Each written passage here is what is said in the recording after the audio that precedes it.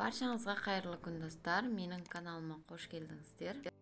Бүгін сіздерге миксерсіз дайындалатын өте керемет жұп-жұмсақ шығатын пирожныйлардың рецептісін ұсынам. Видеоны соңына дейін қараңыздар. Қажетті заттардың тізімін описанияға жазып қалдырам. Ең алдымен жұмыртқаға қант салып, екеуін біркелкі болғанша араластырамыз.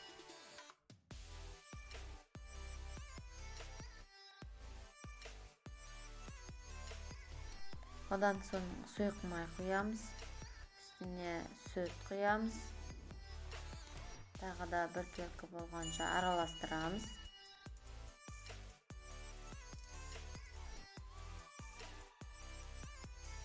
Енді унелегіштің ішіне қопсытқыш саламыз, какао саламыз. Енді ұнымызды аз-аздан сала отыра араластырамыз.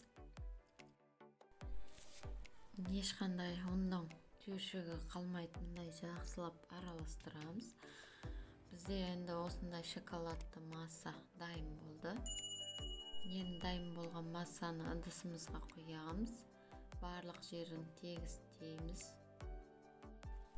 180 градусқа 35-40 минутқа қойып пісіреміз. Піскендігін ағаш таяқшамен тексеріп аламыз. Енді кремін дайындайтын боламыз. Кремді де ешқандай миксерсіз дайын болады.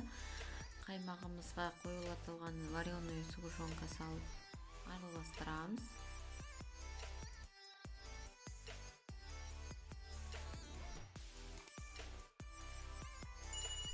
Енді оның үстіне сахарный пудра немесе қант салып тағы да араластырамыз.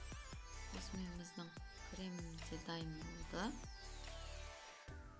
Суып тұрған коржымызды дөңгелек шариктер кесіп алып, қалған бөліктерін қолымызбен үгітеміз.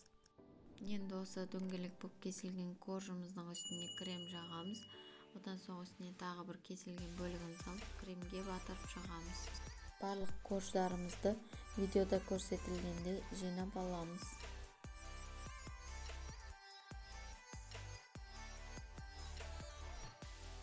Осымен біздің жұп-жұмсақ пирожныйларымыз дайын.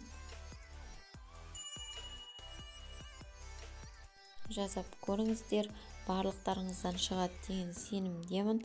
Каналыма тіркеліп, лайк басып, пікір жазуды ұмытпаңыздар.